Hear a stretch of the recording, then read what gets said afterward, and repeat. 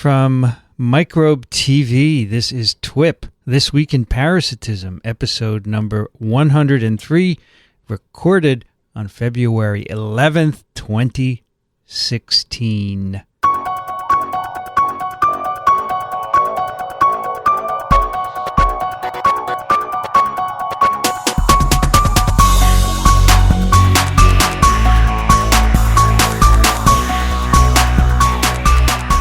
Hey everybody, I'm Vincent Racaniello, and with me are Dickson Despommier.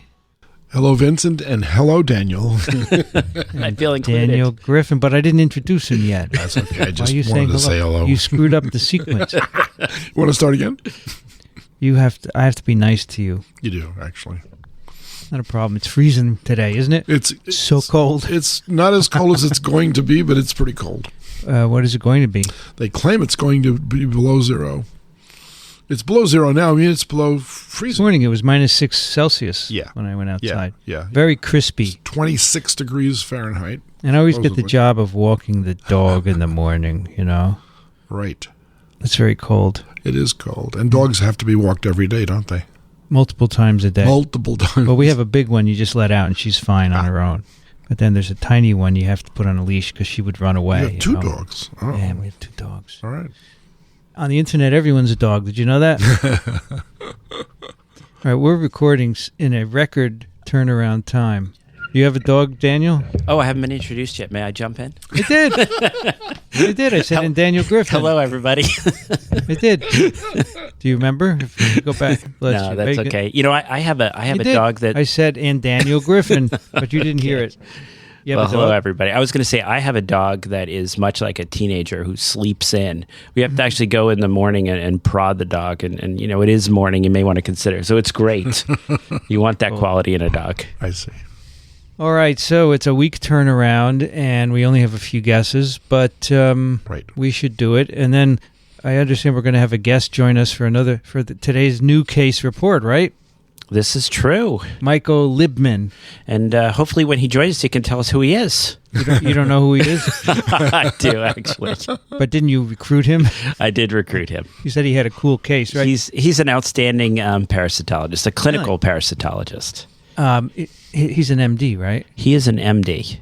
Now, did he reach out to you and say, I want to be on TWiP, or did you reach out to him? You know, there's a co-director of the facility where he is up in Montreal, and apparently the co-director, his co-director is a big fan of ours. How about that? And at one point, a fellow who's training up there that I know had mentioned this, and I had said, you know, this co-director should get involved, but he declined. Apparently, I think he was shy. But Michael Libman, who I know, I'll say I know well, he was excited, and the reason I reached out to him, as our listeners will discover, he had presented to me a rather interesting, I thought, TWiP-appropriate parasitic case. TWiP-appropriate. And so hopefully we will all get a chance to enjoy that. We're going to call him when? Around 2? I think around 2. He tells us that he's read this paper. All right, well, so he may have some comments, or we may end up getting him in right afterwards. Okay. So let's start with last week's case. Okay. The housewife from Kolkata. Yes. Is that still what we call Calcutta? It hasn't changed? No, it's been renamed. Renamed. To what? Was that Kolkata? How do you pronounce it now? Something like that. It sounds like Calcutta, but it's Kolkata. So, well, the British names are gone. It's spelt with a K, but it has been changed. So I shouldn't have written Calcutta, but that's what we you should said. change it to Kolkata, I believe it is. Yeah. What? In fact, every major city in India has been renamed. Just like New Jersey. Well, maybe now that Christie isn't running for president. Kolkata. Yeah, it's a. All right. Sounds like Kolkata. Kola. What did I say? Cold cuts. Cold cuts. Kolk. Well, while everybody's spelling, I'll refresh our listeners. This is a 24-year-old housewife She lives in a village outside of Kolkata. People have probably had a chance to look at a map in the meantime. And if you think of India as a diamond, right, this is over there in the east part where the diamond sticks out. And you could say, oh, Northeast India, but it really isn't, because there is actually a Northeast India that is an extension northeast up and above Kolkata, an area called Assam. And boy, if you want to see a lot of infectious disease, go up to Assam.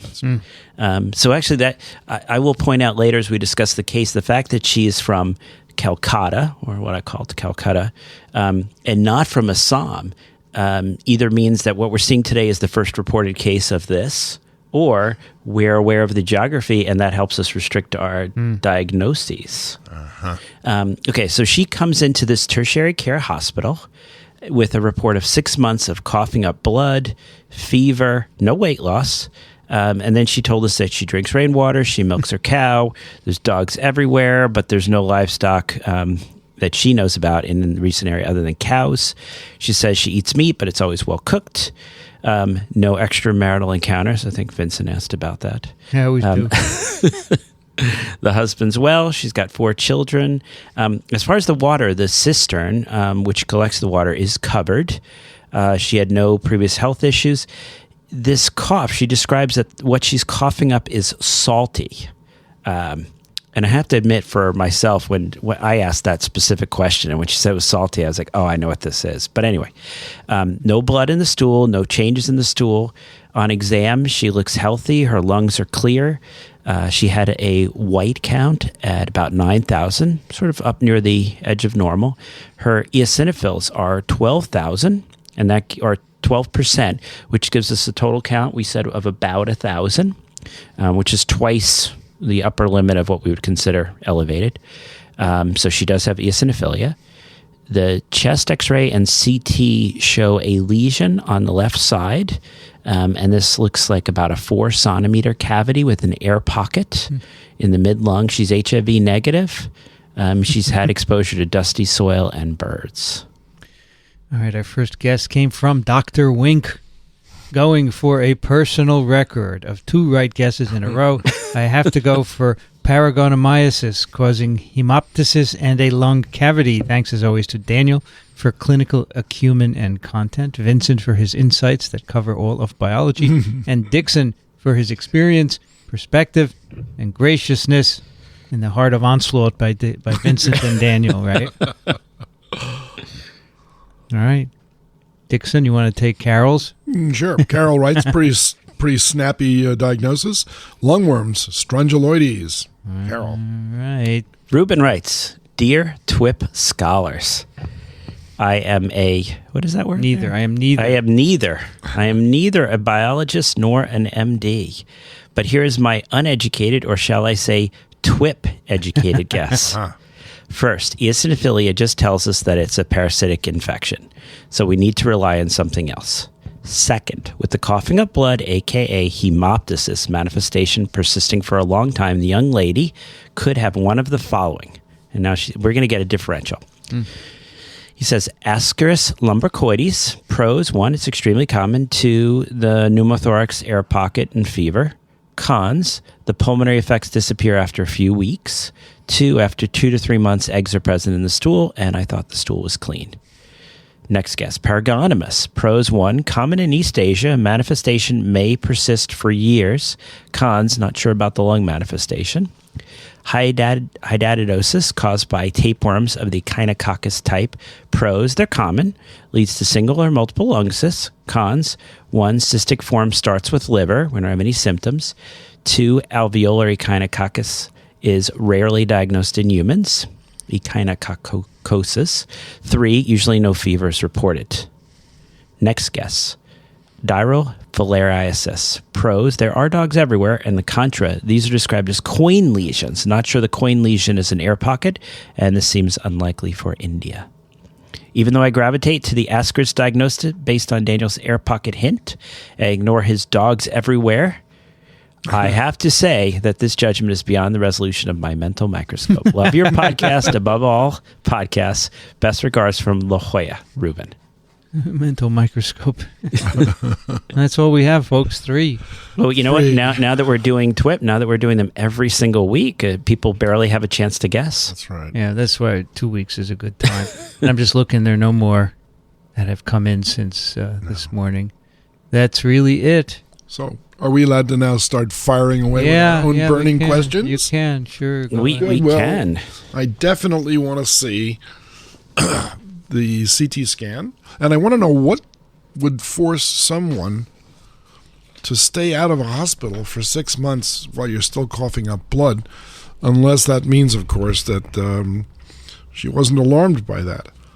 And then you have to say, why not? I would be alarmed on day 1, and I would seek out medical attention, and apparently there was the opportunity for that. So apparently this is a painless lesion, which didn't sound as though it could be associated with, let's say, tuberculosis, for instance, which was my initial.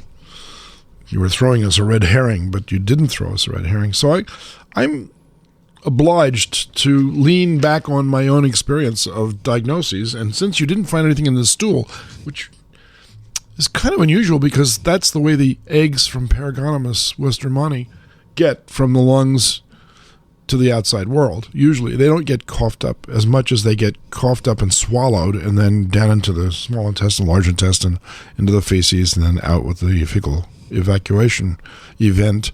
So even though you didn't find the eggs, they're maybe not passing as many as usual. So I would still guess Paragonimus. Okay. Paragonimus. Is that your Paragonimus? Okay. The Asian lung fluke, I believe you're going with.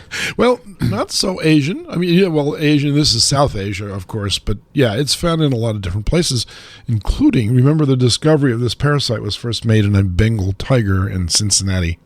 Yes. So that's not a likely place for this to turn up first, and we do have Paragonimus indigenous to the United States, because we've had several cases of that in the past too. But I think this is a case of Paragonimus. Where would she have gotten it from? That's how everybody gets it, by the way. You either eat a raw or undercooked or pickled variety of some crustacean, and in this case it's a land crab. Land crabs are the source of this infection for most people, and you don't eat the shell of the crab, but you have to crack it open somehow, and a lot of people just use their teeth. So did you want to guess, Vincent, before I give a little information to I'm not guessing Paragonimus because we didn't hear that she ate any shellfish. Yeah. You didn't ask the question. Did she eat any shellfish? You said meat. No, we actually took a dietary history, and we got no history of eating. I'm not picking. She's living inland here. I'm not picking. No, inland doesn't mean anything here because I said it's a freshwater crab. It's not a saltwater crab. That's actually a good freshwater. That's a good point. Freshwater around her. She lives in the presence of. There is freshwater around her. Of course, remember she's getting her water from the cistern, but yeah, she didn't report any. Crabs are not going to live in the cistern. Where would they come from? No, the river Spontaneous generation? No, she lives in a river system. If you look at where Kolkata is, that's very near these. All right, so Daniel, did you ask her if she travels to the river to do anything, like wash clothes or something? No, and she does do that. In the river? Yes, but and I'm going to be, we did take the careful history about the ingestion, but no. That might not be something she would remember, though. Okay. I'm not going for Paragonimus, though. I noticed. While Vincent thinks it over, I will make, as I said when I went through the history, why it really mattered that she was from Calcutta and that she had not traveled to Assam, is that human Paragonimus, while endemic to Assam, has not been reported in the Calcutta area. So that I'll say is a little bit of a clue. For me, that's not a problem. She could be number one, or maybe she used to live in Assam. She could be number one. I don't know. I'm going for histoplasmosis. Okay. Histoplasmosis? Yeah. Is that a cavitary lesion? Vincent, that's an excellent guess, I'm going to say. It can be a cavitary lesion. What I usually tell people is that if you think for all the world it's TB, but yet everything is negative, all your testing is negative, histo can present very much like TB. It can present as a cavitary lung lesion, also can present as a miliary pattern. All right. So that's, it's not a parasite though, but it is a fungus, and we like fungi. It's a eukaryotic parasite. It is a eukaryotic That's parasite. Interesting. Am I allowed to present fungi on the show? Sure, absolutely. Absolutely. Okay, I'm excited about that now. Yeah, that's okay. So histo's not bad. Now, as I joked with, I don't know if I'll call it joking, but as I told Dickson off screen, I was able to feel rather convinced about this diagnosis just through one simple hand motion. And we're all looking at this case together, and we're looking at the CAT scan of this lung lesion. And I said, let me see something. Let me scroll down to the liver cuts and see if I see anything in the liver cuts. Oh, I see. And I saw, and I'm going to describe it for our listeners because they can't see this visually, but I saw this cystic lesion in the liver with what we term a water lily sign. So what there was the liver, and then there's a darker area, which is the fluid inside this cyst. This changes everything. And this changes, which is nice, right? One motion of the hand to scroll through the cuts. Sure. So does Dickson now know what it is? Well, Echinococcus. That's right. Nice. Echinococcus granulosus. Echinococcus. She has exposure to animals and dogs. And that's the way you're going to catch it. One of our guys, didn't he do it? Yes, it was actually in his differential. It was in the differential. Yeah. That's right. It was, right? Yes. Yeah, echinococcus, unusual right. hemoptysis associated, though, no? It's usually so that's... You said a clear, salty fluid. That could be the hydatid fluid. Yeah, and that was actually what cued me off when I asked about, so what this stuff you're coughing, because I've had people tell me this before, it's hemoptysis. And I say, really, tell me a little more about what you're coughing up, because they keep coughing it up for long. Is it salty? And it is. And so blood, of course, but... yeah. So you had the idea to look beyond the lung. To just basically take the CAT scan. Nobody else did. Why wouldn't you look at the whole CAT scan anyway, right? Because it's in the lung, and and that's the interesting thing is we had a case this morning that we were discussing, and you order, say, an abdominal CT or a lung CT. So here, a lung CT was ordered. This thing's in the lung. That's where the money is. Sure. There was a 19-year-old woman that we were discussing this morning who had an abdominal CT, but when you scroll up and you see the base of those lungs, you get them for free. Yeah. There ended up being these lesions. It was a miliary TB case. Right. So, a lot of times, you pay all this money for the test, get your money's worth, scroll through all the cuts. And no pain associated with it, of course. No. And silent. Yeah, and this may be one of the deficits of the digital images, because in the old days you would throw the CAT scan up on the screen and everything would be, you just sort of would page. Now you have to make sure you scroll through every single cut instead of just going after, what prompted in this case. Interesting. That's right. Yeah. So this young woman, this is an interesting issue. I'll bring up. She went for surgery to have both lesions removed. She did not get medicine before. And the reason is that if you start to treat the lung lesions before surgery, they can actually rupture. The liver lesions, we often like to start with a little bit of therapy and then go to OR. But the lung lesions, most surgeons want to go in right away so you don't start to compromise that cyst capsule. I mean, she's already probably leaking into the bronchioles here. That's probably what's triggering all this. Well, I'm looking at the CAT scan portion in the lung, and it doesn't look well defined. At least the lesion itself looks fairly diffuse, and so it could have ruptured. Mm-hmm. If it did, of course, then that's even worse, because that can spread to other places, right? Yep. So, do you think this metastasized right through the diaphragm into the lungs? I mean, I'm not sure metastasized is the right word, but I think that what happened is there was infection that involved the liver, and then, sort of a progression, and then spread to the lung.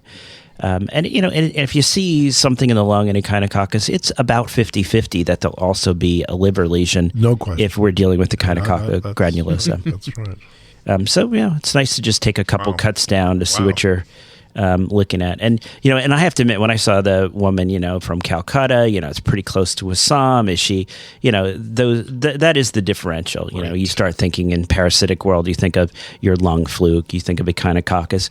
But, also when she comes in, you're in India, you're outside the U.S., you're thinking tuberculosis, you're thinking endemic fungi like histo and other other fungi. So she had surgery.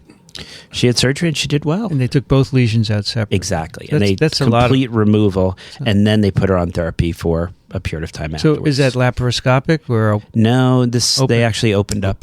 So it's one incision for both? No, two separate. So what did they get? Two surgeons working at the same time, or what? In this setting, it was the same general surgeon did both. How would you do that? You would do one and close it, and then you do the other. Really? Yeah. Wow. How many hours would that be? I think this was a 2-hour surgery. I mean, it took a while. That's not so long, I don't think. But you've got to be careful not to rupture this thing while you're trying to remove it too. That's the key. Big issue. That's key. So they usually inject it with hypertonic saline or something like that to kill off everything inside. Yeah, the liver one you would. The lung one, you're just going to give it a margin. You don't know where to go to. That's right. So they must have removed a lot of lung tissue to make sure that they got it all. Yeah. And then afterwards, did you treat her with any drugs? So they treated her with, she was treated with 2 drugs. She treated albendazole and praziquantel. They like to do both. And, in different parts of the world, some parts it's just straight albendazole. A lot of parts of the world that see a lot of this like to do the 2 drugs. And I think it was based upon a study on praziquantel showing certain efficacy. So Sure. So what about follow-up on the farm? Well, she doesn't remember. She's just living in this little village. So this is probably, endemic in the area. So, yeah. So, Dickson, where did she get this from? Well, she swallowed an egg. Yeah, where would that have come? Which came from the feces of an infected dog. She said there were dogs around? Oh, yeah. I think it was dogs everywhere. What was it? Dogs everywhere. Dogs are everywhere. They are everywhere. So, echinococosis is, of course, closely associated with sheep herding. The dogs eat the sheep parts, and they get it from that, right? Yeah. So, he said dogs are everywhere. That should have been a ringer for us. Well, you and I are just going to need to bow out of this. And I wouldn't get discouraged just because you got one wrong. Well, I got one wrong too. You're not expected to get them right. First. Histo, which is not bad because they do have histo in this part of an excellent guess. This part of India, right? Sure. But you didn't have access to all the data. So, but when you did, you wouldn't have said histo. You would have said something else, right?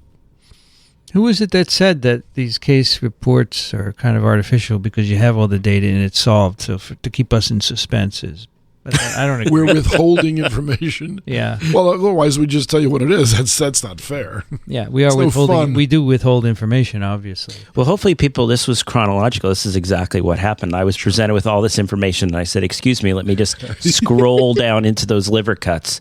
And when I did, boom, there was a diagnosis. So that's the moral of the story. Always look at all your data. There you go. Yeah. Right? You have to. You never know what you're going to find. You bet.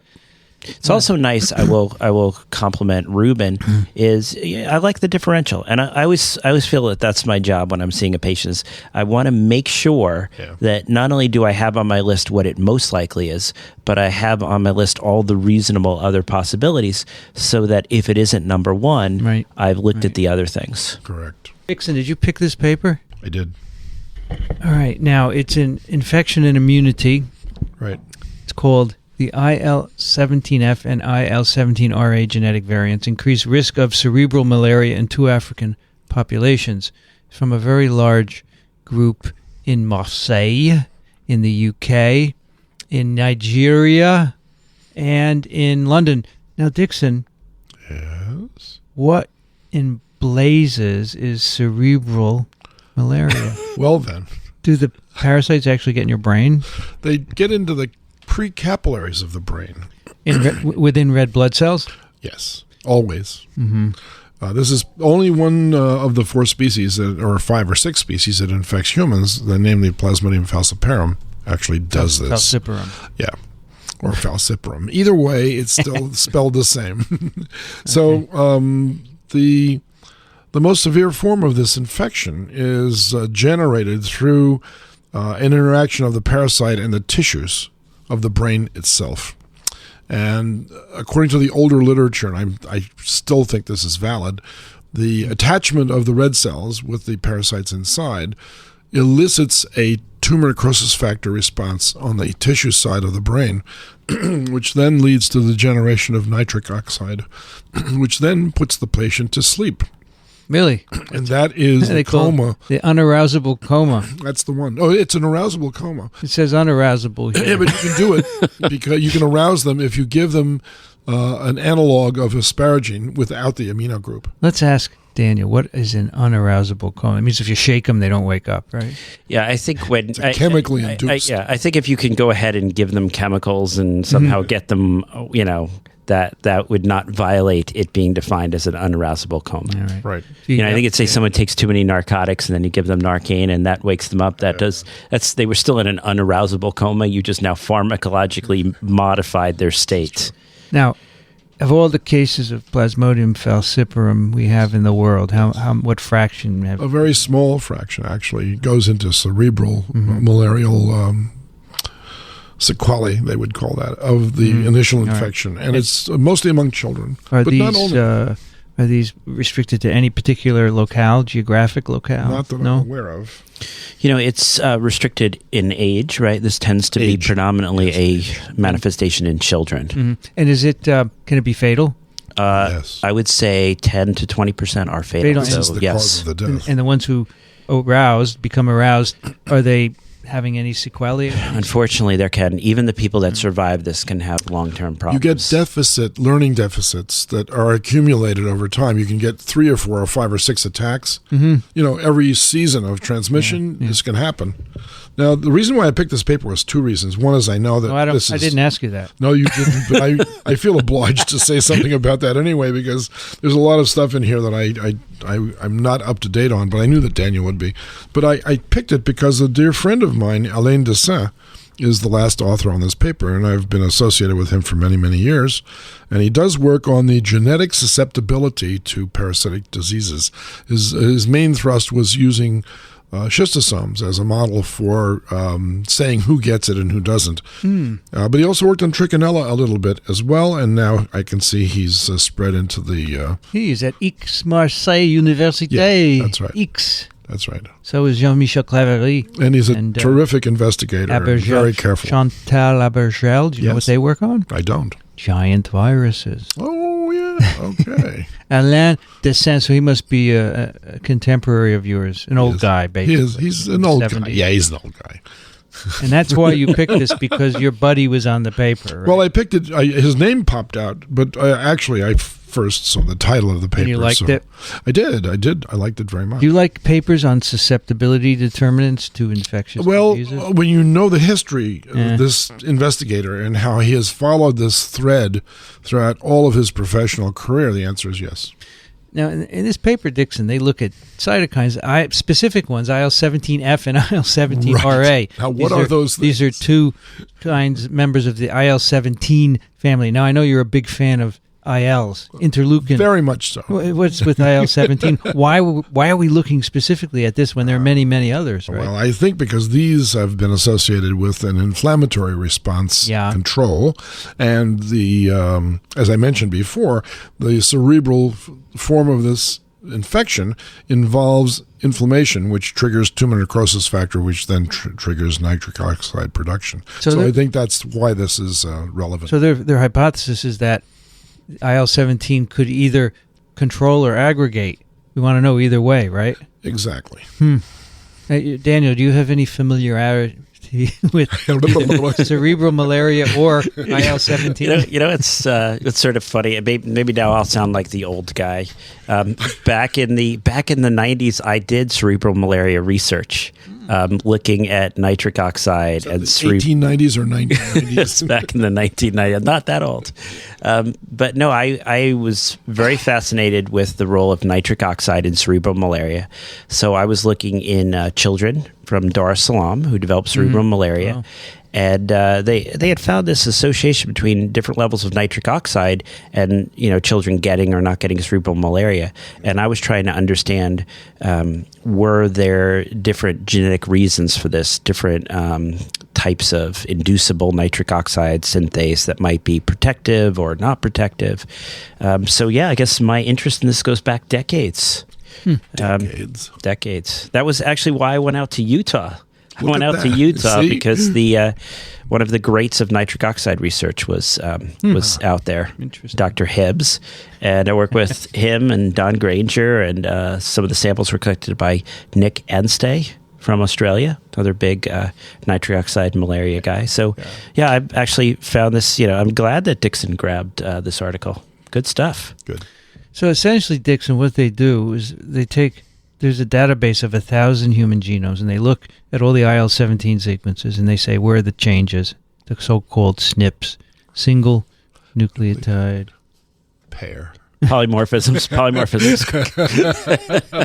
You're so close. Single nucleotide Another chance, please. What we call mutations, single base change. Yeah, sure. And they find a bunch, and then they say in these kids, they have two populations. They have one in Mali, and the other is where? I forgot where it was. It's actually the main group in Nigeria. Sorry. Nigeria, I meant to say. Have you been to Nigeria? No, I haven't. A lot of malaria there? There is a ton of it. All right, so then they say among the kids who had cerebral malaria, and I guess when they've had it, right? There's no mistaking it. It's quite clear. And they say, how do these SNPs associate, right? Yeah. And they do, in fact, find, I think, 4 specific base changes within the gene for IL-17A and F, the two of the different forms, that seem to correlate with cerebral malaria in these kids. Exactly. However, in the Malian, it doesn't correlate with the Malian. No. Interestingly, which is probably not surprising. Now, where is Mali, Dickson? Mali's in north central Africa. It's below Chad. It's not too far from Nigeria. It's where Timbuktu is. Oh, yeah, right. I haven't. Bamako is the Chad capital. It's not too far from Nigeria, though, right? It's not too far. It's Like it's on the Niger River. New Jersey to what? West Virginia type distance? It's closer than that. Closer? All right. I guess populations could evolve differently. But, and that's basically the finding, that there are these changes that correlate with having cerebral malaria. Yeah. But they have no idea how they work. Correct. Right? They want to find out. They say, well, could they affect levels of IL-17? But they can't detect it in the blood of these kids. Right? So we just punched up a map just to... I wasn't sure the Mali description did justice to Mali. So Mali is northwest of Nigeria. Okay. So it's... I it's took in it out of Western Central Africa. Africa. Is it near Liberia and Guinea and... I've heard of those places. Sierra Leone? It is northeast of those. Near Algeria. So it actually borders. That's a pretty big border. And Niger, a very large border. It borders the Ebola epidemic center. Yeah, that's right, and yet there wasn't any outbreaks in that country. It's primarily a desert country. Mm-hmm. And I knew a very active research group there headed up by Robert Gwads, who has been on our show in the past. And then they ran into a whole bunch of trouble with terrorism and stuff like this. So those programs have all been abandoned. But it is the home of Timbuktu. Which, it is the home of Timbuktu. I'm always amazed to see a city become so significant when it's that far inland. That's right. I usually think of cities on a river. on it's on a river. It's on the Niger River, I believe. Really far. Yeah, it's pretty far. I try to get that far from the coast. The other town of interest there, I believe, is where the Dugong people live. Okay. And they have pretty decorated houses and wonderful tapestries and wonderful artifacts from their own culture. And they're kind of isolated, and that's the reason why they were able to expand. So back to the malaria story. So listen to this. They have mice that they can infect with P. burgei, right? Yes. And they have knockout mice that lack either IL-17A or 23, another cytokine. Yeah. And when they infect them, they still get neurological symptoms. Right. So they say, well, these can't aggravate it because they're not there in those mice and they're still getting it. Right. And in fact, what they find in children is they can't detect any IL-17. So they say, we don't think IL-17 increases the risk of cerebral malaria. Rather, we think it's probably protective, and these mutations are somehow better, but they don't know why. So with lower levels, they would have a higher rate of cerebral malaria then. What we know from this is that certain mutations in the gene are associated, but we don't know how they're working, right? Don't. But they try to give us, by taking the cells out, stimulating them, and saying, in response to stimuli, we get less IL-17. Yeah, and for one of these SNPs, they try. But it's not terribly good. No. But the mouse data are actually very good. Those are in a separate paper. So what would you do to sort this out? Well, that you have to take it to the next level and do many, many, many more people. Yeah. And you also have to have a better handle on what IL-17 does. Daniel, what cells make IL-17? You know? It's actually made by a number of cells. We think of the main producer of IL-17 as being your Th17, which is a subset of T cells. But it's actually made by a bunch of other cells. Macrophages makes it, Paneth cells, NK cells, the NKT cells. So there's a number of cells that make the IL-17, not just one cell type. Right. All right, so you could take some of these cells and put them in culture and try and get them to make IL-17 and see the effect of the mutation, whether it makes more or less. Yeah. I mean, I have to admit, like you, I'm left not really understanding the role of IL-17 here. They seem to be suggesting that maybe if you're not making, enough of IL-17F, one of the many types of IL-17, there's a difference in your susceptibility. And I don't know if that's because by not making enough of one, it affects the levels of the others. Right. And unfortunately, I get the sense from what they're doing here that this may be a very local phenomenon. So to actually see the impacts of all these different alleles, you may need to actually get these cells out in culture, stimulate them in different means, and see if that's what's going on here. There he is. We can do this in French. You could. You'd completely leave me in the dust. Hello. Hi. Sorry, I had my volume off. Can you hear me? Yeah, we can. Oh, sure. We can. All the way from Canada. We don't have internet. We have gerbils, but it's Well, we have our dial-in guest. It's Michael Libman. Is that the right way to say it? It is. And you're at McGill, right? Correct. I noticed. I found you online, and you have a lot of titles. Which is the most important one? The professor of medicine? And I guess I'm the director of our tropical disease center up at McGill. Nice. So that's it. You have tropical diseases in Canada? Well, Not people at this time laugh. of the year. People laugh, except that it's one of the side effects of a socialized medicine system. So I think one of the things in the States is that anybody who feels like it can set up a travel tropical medicine clinic, and as a result, there aren't really actually that many big centers, whereas you can't do that here. You have to do what the government tells you. Yeah.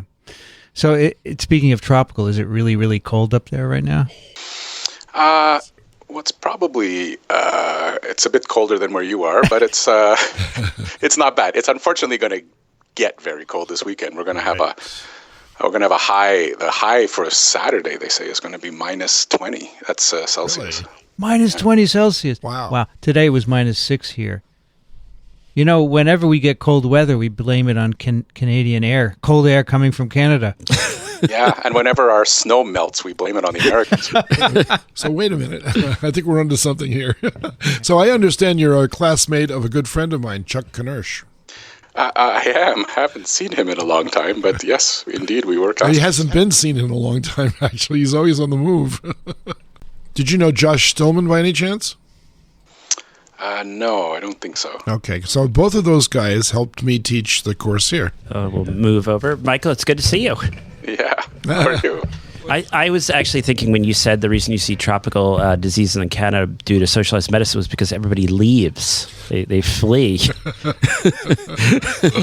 They head to the tropics and then come back sick. Yeah, that's true. Although, in fact, they go mostly to Florida, but it's almost the same. Well, we just finished talking about this IL-17 cerebral malaria paper, and I'm sorry we missed you, but did you have any thoughts about that, Michael? Well, I think first I'll just say that, somewhere at the beginning of the paper where it says that IL-17A and 17F are the most well-known members of the IL-17 family, I knew I was already in trouble at that point. Where did A and F come from? I understand. But still, I mean, this is, to me, it's part of from the clinical point of view, there's always been this enormous problem with cerebral malaria, especially in children in Africa. And the issue has always been, I think there's always, for a long time, there's been a feeling that what's going on is some kind of adverse regulatory problem with inflammatory cascades somehow. And there have been multiple efforts to use different types of immunomodulatory types we of had the same trouble. to see whether the mechanisms of cerebral malaria could somehow be altered and reduce the mortality. So far, with depressingly not great efficacy. A lot of ideas that seem to make sense, a lot of things that seem to show promise in animals. Then when trying to get those admittedly very difficult clinical trials going, difficult to show that these different types of modulatory drugs and so on could make a difference. Just recently there were 2 big, somewhat disappointing studies using inhaled nitric oxide that Really? Unfortunately, even though there was a lot of suggestion that this should work, Really? when finally push came to shove, there were 2 studies that came out together from 2 different groups that suggested that at least the way it was done in those studies, it didn't seem to help. So this is obviously more basic. This is trying again to see if the immunology of this disease can be understood, with the hope, obviously, at some point of being able then to maybe do some kind of diagnostic testing in terms of who's at risk, and then Sure. with a little bit of luck, being able to have some kind of intervention into the pathway. Exactly. One of the things they say in the discussion, which we didn't get to, that they want to be able to predict who's at risk, but the fact that the Nigerian and Malian kids were different doesn't bode a lot of promise for that. It would be tough if you had to have a different diagnostic test in each different region to find out who's susceptible. Yeah. And that probably just spills off of another basic problem, which is that the amount of information that we have, I think, on human genetics in Africa is not that great. It still lags behind what we know about. Obviously, there's a tendency to study the people closer to the centers that have the money. Yeah, at least we know one thing, and that is that they don't have any Neanderthal genes. Unlike some of us. Do we? Yeah, like most of us. Is that true? It is true. It's been shown. There's no Neanderthal DNA? None. Interesting. Okay. None, because they didn't leave. Right. As opposed to some of us who seem to have a great deal of it, just judging from phenotype. Or no human genome. No, Dickson has like 10%, right? Well, there are university administrators, I think. Who... Absolutely. So Michael, you, as director of the center, do you see patients with tropical diseases? Exactly. In fact, I think that's probably the much or even majority of what I do these days is actually clinical tropical medicine. We have by virtue of having a big center, we actually have a clinic that runs every day, and we run a fair-sized clinic with every day. There's 2 staff, 2 residents in training, so we get 4 rooms going and see a fair amount of stuff. Some of it is not completely exciting, like diarrhea, but every week there's something weird that walks in the door. Now, Daniel, how do you know Michael? So Michael and I met in India. We met in Vellore.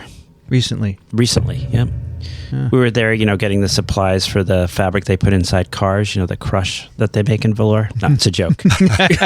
Yeah. So he would be aware of the case we just talked about? Actually, yes. So, Michael, I was presenting the case of the woman that had the Echinococcus cyst in her lung, and then we scrolled down to the liver and saw the cyst in the liver. Right. I heard the presentation of the case, but I missed the discussion of this session. Well, we had one. We only had a few guesses, but one person got it right. Yeah. But it was only until Daniel told us the liver that we got it. Yeah. Also, what were we thinking of? Paragonimiasis, right? I was, at least. You were. Yeah, sure. I thought I thought histoplasmosis. I thought histoplasmosis. Yeah, that was a better guess, actually, than mine. Well, that's because he deliberately misled you. He did. He certainly did. Withheld evidence, as it were. Right. So I understand you might have a case for us today, Michael. I do. It's a very interesting kind of case. Do you want me to We would love you to regale us. Yeah. Now, I understand that Daniel knows the answer, so he can't really I won't guess. You could ask questions, though. Okay. Yeah. Daniel, I think, should ask questions again to deliberately confuse and mislead. Oh, well. Okay, Michael. We're all ears. Go for it. So this was a fellow. He was 42 years old, 42-year-old male. And he came, so he was actually a refugee in Canada. He was originally from the Democratic Republic of Congo, what's formerly the former Zaire. And I guess, as a lot of you might know, that's a country where there's been a almost unending civil war, at least in different parts of it, for decades. So he had actually been a fairly upper middle class citizen. He was, in fact, a professor of French at one of the universities. Before, I guess, he fell afoul of, he got onto the, I suppose, wrong side. And at one point he was imprisoned, and he had a very difficult life for at least a couple of years, where he was imprisoned, he was tortured, and then eventually escaped and lived more or less in the jungle for a couple of years, and landed up making his way to a refugee camp in Tanzania, and then being accepted as a refugee in Canada. So that was his background. Wow. He came to Canada, and so he first came in contact with our healthcare system after maybe 15 months or so after he had immigrated to Canada, and he actually was directed from at an immigrant health clinic to a psychiatry department because his problems seemed largely psychological, psychiatric. He had a very unstable emotional type of affect, but he also seemed to be having delusions and maybe even hallucinations. And it was understood that obviously first of all, he came from a situation of great stress, but even when he arrived in Canada, things were not easy. He had a lot of trouble finding a job. He had a situation where there were some other family medical problems. So he was thought to have a primarily depressive kind of disorder, although complicated with post-traumatic issues and that kind of thing. So he was actually under psychiatric care for about a year, and everybody he had been tried on a number of medications and so on, and simply didn't improve. Actually, not just that he didn't improve, but he became generally worse. So his depressive affect appeared to be getting worse, and he just seemed to be slowing down. He complained of a lot of fatigue, and they did do some, even though it was psychiatry, they did do some basic internal medicine type of workup, or actually I think they called an internist to come and see him who did a basic workup. Didn't find anything in particular. They did the usual kinds of basic lab screening exams, and except for a very minor type of anemia, they didn't find anything that they were all that concerned about. But he was certainly gradually deteriorating, and they eventually decided to send him off to the university hospital here for a little more intensive internal medicine kind of workup to try and figure out whether there was something more than just a psychiatric problem here. I can summarize the history and say there were not a whole lot of clues there, although I'll mention one little very obscure kind of clue, which may come back if we discuss the actual diagnosis. But he talked about having a minor injury where he hurt his lower back, and he did mention several times that his lower back pain, which was something that he didn't really have before, was something that was really bothering him.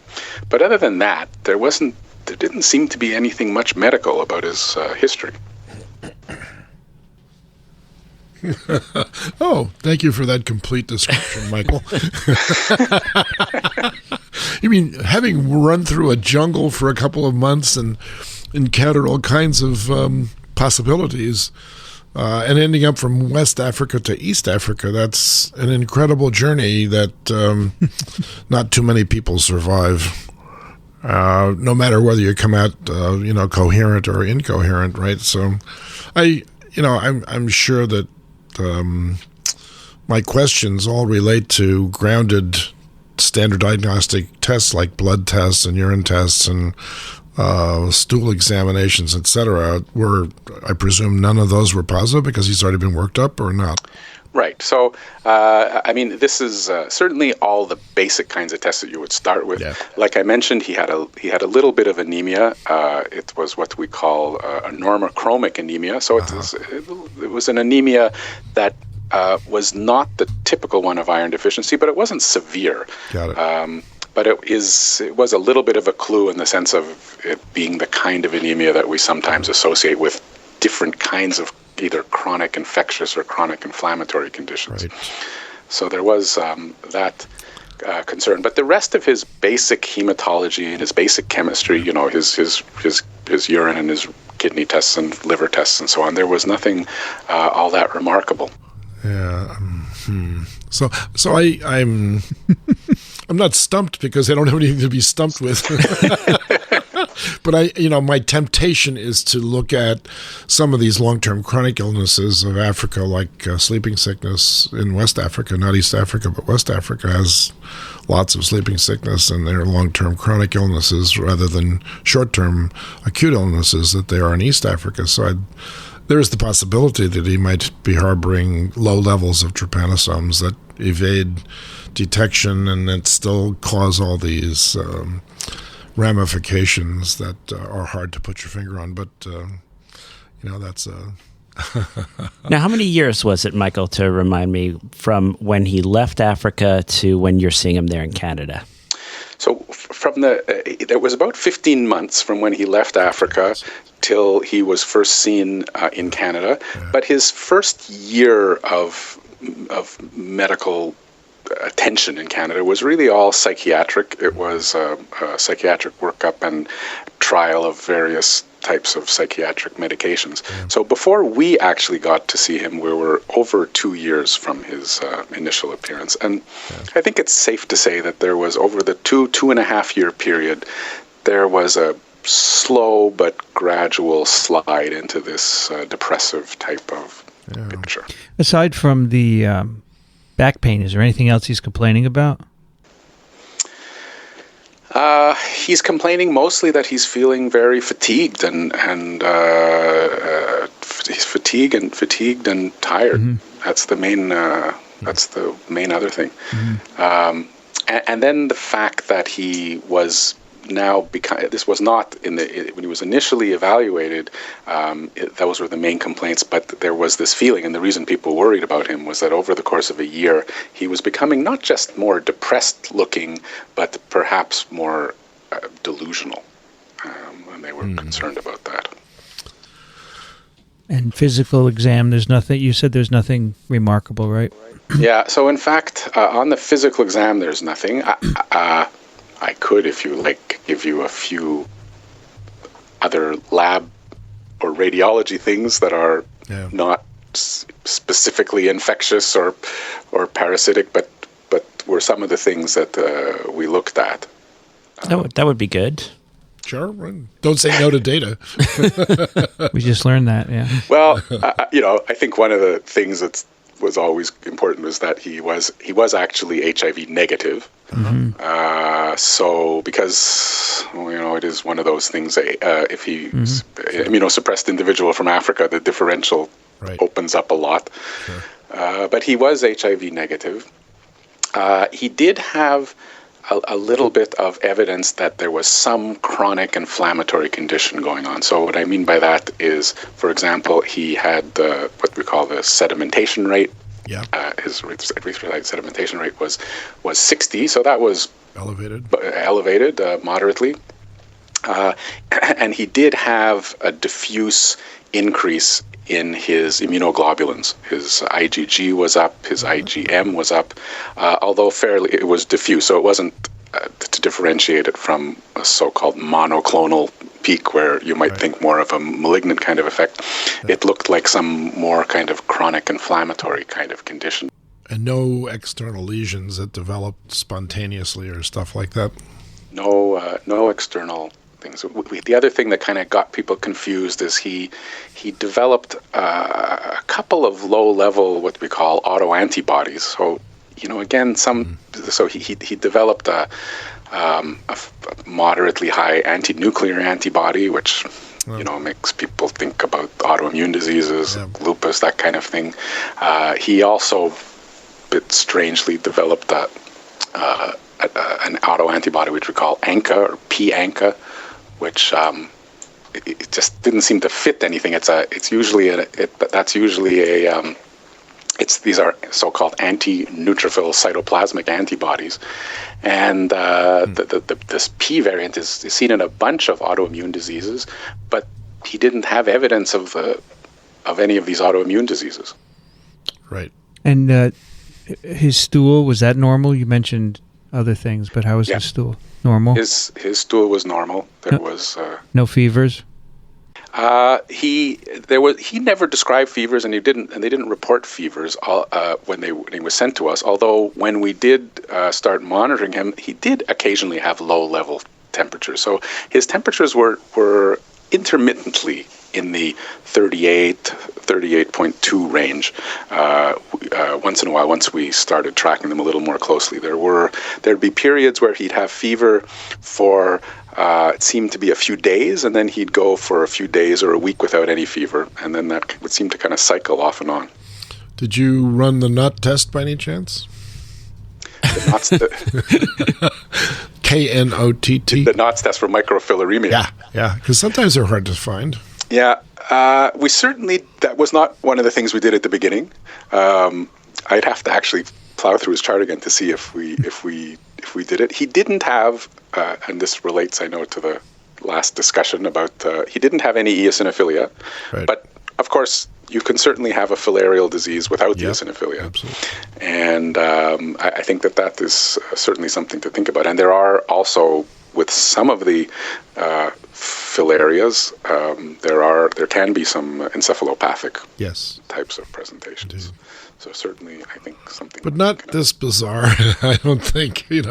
I've listened to a lot of clinical presentations, and not that I have heard them all, mind you, but they have a lot of these at the annual ASTMH meeting, where they have a clinical session, and they throw these things out as CPCs, and that's a clinical pathological conferences, and they throw in the one thing that you need to hear in order to make a diagnosis. But I presume you're leaving that out. That would be that's the deadbolt at the end of the hall. Well, so in fact, anyway. Yeah. We can always edit it out if you slip. And, but maybe to be fair, I'll give you at least some clues from his radiology. Oh, okay. And so he did, I think we here in Canada, much like in the States, when we lack anything better to do, we just take a picture. We just basically scan you from top to bottom and see what happens. Yeah. It kind of takes the place of the physical exam, I think. It's just it's a lot easier. You just send them to radiology and say scan head to toe. So the thing is that on his physical exam we didn't find any lymph nodes, but he did have on CT scanning he did have some nodes in the mediastinum, around the aorta, and there were actually, even on the scan, we saw a few nodes in the axillae that we didn't notice on physical exam, but when we went back in retrospect, there were probably some. So the suggestion of somewhat diffuse, mild type of adenopathy. Don't you find it unusual, though, given his physical history of wandering through the natural world, that he didn't acquire some of these things spontaneously from just being exposed to, like, say, schisto in the rivers and being bitten like crazy by all kinds of vector species and having to live off the land for so long? Wouldn't you expect there to be at least some parasitic infections that were obvious but you said no. I think there's at least one. There's at least one. Yeah. Well, and I have to say that in the program, in the refugee program that that brought him into Canada, in fact, because he wasn't a refugee in the sense of arriving on Canada's doorstep himself. That's one of the things about being in Canada, is that rarely happens. So he was part, in fact, of an official refugee program where there was a Canadian medical team that actually was in this refugee camp in Tanzania where he was. So to some extent, we know that he did get screened and treated for things before he even left Africa. Can you give us a little background on that, perhaps? Well, so I can't say that we don't have a medical record from that, so they don't know exactly what was done there. But certainly it is fairly common that these refugees would often be screened. They would be screened for malaria. Yeah. And I can tell you that from this particular group, I don't know about him, but in this particular group, about 25% of the people were in fact blood positive for malaria. Okay. So they, generally speaking, he would have been screened for malaria, and he would have been treated if he was found to be positive, although I don't know for sure in his case. I'm sorry. And although there wasn't a sophisticated lab for doing a lot of testing for gut parasites and so on, there was, everybody generally did get some antiparasitic agents. Ivermectin and albendazole. Exactly, as a little package of pills before they got on the plane to Canada. So to some extent, that would surely have either treated things that he had picked up or maybe interfered with our ability to find them. Exactly. Or partially treated something that still lingered. Right. Yep. So that makes your job much tougher, doesn't it? And, well, definitely for that, Ours too. On that side of it. I'll mention that he also, as part of his scanning, of course, he did have, and it's because of his psychiatric presentation, so he did also get an MRI of the head. And his MRI was not completely normal, but also didn't help us all that much. So it was reported as the classic non-specific, the way they reported it as a non-specific midbrain abnormality.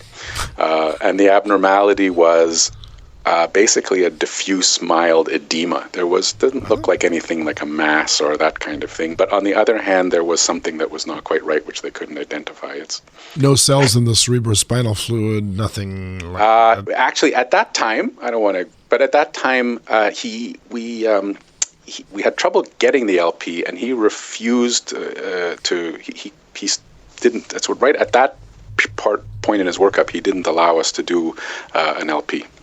Right, but was one ever done? One was done. And was that a tip-off as to what he might have? So it was a tip-off in the sense that it wasn't quite normal. It was not dramatic, but there were a few cells, and there was a little bit of protein. So there was a suggestion again that there's some mild inflammatory thing going on that involved, I guess, in almost very systemic, but including his CNS. Did anybody get a good read on what he was eating while he was traveling through the jungle? Oh. I don't know if I can answer that, but because there's very little to eat in the jungle, basically, unless you stumble onto a farm. Yeah, I mean, he was definitely semi-starved when he first came. So I don't know exactly what he was eating, but it wasn't a lot. Okay. Does he have trouble sleeping? He definitely had trouble sleeping. In fact, he had quite disordered sleep. Mm-hmm. So sleep in the day. Wow. And is he itchy? He was not. He didn't report being itchy. One very important question: has he been cured of his disease? So you want me to tell you the very end of the story? No, not yet. We should probably stop. I have one more question. Does he? Is he losing weight? He wasn't really losing weight. He came to Canada very thin, and he did pick up some weight when he was here. But it wasn't remarkable. Weight loss was not a remarkable part of what happened. I'm going to ask just one last question, and when you see him at this point initially, is he reporting any visual problems?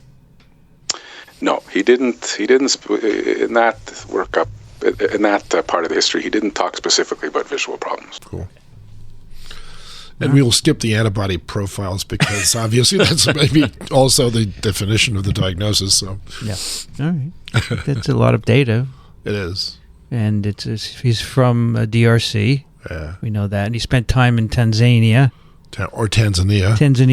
Right, very good. Both of them, actually. Both of those places. That's right. And at the same time. That's right, simultaneously. All right. We are all okay with this? I think you have what we need. We've got everything we need. So, Michael, in a couple of weeks, when we get our guesses in, you want to join us for the solution? You should. Absolutely. You should, yeah. Right. And in fact, in the future, when you get cool cases, you can come back and... This is an exciting new addition to our show. I think we should continue this. No kidding. Yeah, well... I even like the way you deliver this case. Chuck would be enamored. Yeah, I'd like to be able to show a picture of the MRI. But you have to do with my discussion. The discussion is, but honestly, the report says it all. It's like for those of us who are used to dealing with radiologists. My favorite report had to do with actually a chest X-ray, whether or not there was a mass there, and the final conclusion of the report was this finding is definitely equivocal. Wonderful. My favorite all-time radiological statement came after Dizzy Dean got hit in the head with a line drive. This was back in the 30s, I think. And they rushed him off to the hospital, and the next day the newspaper headline read, X-rays of Dizzy's head shows nothing. No brain. Just an empty cavity, right? That's probably it. Yeah.